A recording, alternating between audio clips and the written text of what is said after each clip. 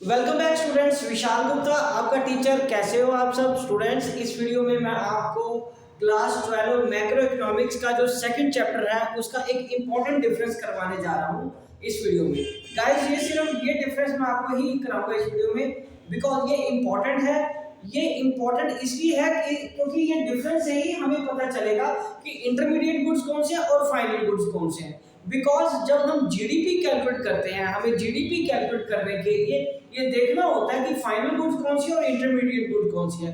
Because ये जो यदि तो इंटरमीडिएट है तो इसमें अभी वो फाइनल कंजम्पशन होनी बाकी रहती है, उस पे मतलब उसमें वैल्यू एडिशन होनी रहती है, इसलिए उसको हम जीडीपी का पार्ट नहीं मानते। उसमें जीडीपी कैलकुलेट करते समय इन गुड्स को हम नहीं ऐड कर सकते, लेकिन फाइनल गुड्स में सारा काम हो चुका होता है, इसलिए हमें उसको जीडीपी में ऐड कर सकते हैं। तो इस डिस्टिंग्विश को समझना बहुत जरूरी है बिकॉज कौन सा प्रोपोर्शन, कौन सी गुड हमारे लिए जीडीपी में मतलब देश की नेशनल इनकम को कैलकुलेट करने में ऐड करनी है या नहीं करनी, उसके पॉइंट ऑफ व्यू से ये डिफरेंस बहुत इंपॉर्टेंट है। तो गाइस चलिए स्टार्ट करते हैं इसको समझना। पहले ये पूरी शीट देखिए और मुझे बताइए कि आपको शीट नजर आ रही है? ओके जी। तो चलिए सबसे पहले ये देखो लिखा हुआ इंटरमीडिएट गुड्स और फाइनल गुड्स। इंटरमीडिएट गुड्स में पहला पॉइंट है has not crossed the boundary line of production. अभी तक प्रोडक्शन की बाउंड्री लाइन से क्रॉस नहीं की, कुछ ना कुछ काम होना उस पे भी रहता है। Has crossed all the boundary line of production. और उसके बाद रेडी फॉर यूज और consumption. Not ready for, sorry इसमें आएगा नॉट रेडी फॉर, ये अभी रेडी नहीं है। और ये क्या है? Ready to use and consumption. और ये फाइनल गुड्स कौन सी है? वो रेडी है यूज करने के लिए या फाइनल कंजम्पशन के लिए अभी रेडी नहीं है। These goods may be resold, इनको रीसोल्ड सेल भी किया जा सकता है बट फाइनल गुड्स को रीसोल्ड नहीं किया जा सकता, वो आगे नहीं बिकती, वो फाइनल कंजम्पशन के लिए होगी। ठीक है गाइस?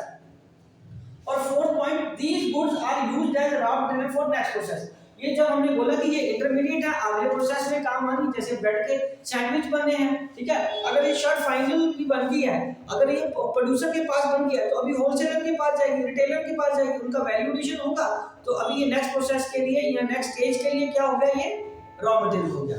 बट जो फाइनल गुड्स है these are not used as raw material, वो कहीं भी रॉ मटेरियल के लिए यूज नहीं होती और वो फाइनल गुड्स होती हैं। ठीक है? उसके बाद value is yet to be added. अभी इसमें वैल्यू ऐड होनी रहती है और इसमें कोई भी वैल्यू ऐड नहीं होती। उसके बाद expenditure is called intermediate cost of consumption. इसके एक्सपेंडिचर को हम क्या बोलते हैं? इंटरमीडिएट कॉस्ट बोलेंगे या कंजम्पशन एक्सपेंडिचर बोलेंगे, इंटरमीडिएट। और यहाँ पे जो एक्सपेंडिचर है उनको हम क्या बोलते हैं? फाइनल एक्सपेंडिचर, सी प्लस है।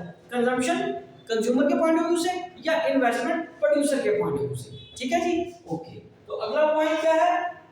These are not included in GDP। ये नेशनल इनकम का पार्ट नहीं बनती, ग्रॉस डोमेस्टिक प्रोडक्ट का पार्ट नहीं बनती, और final goods are included in the GDP. तो एक बार जरा दोबारा देखिए इसको।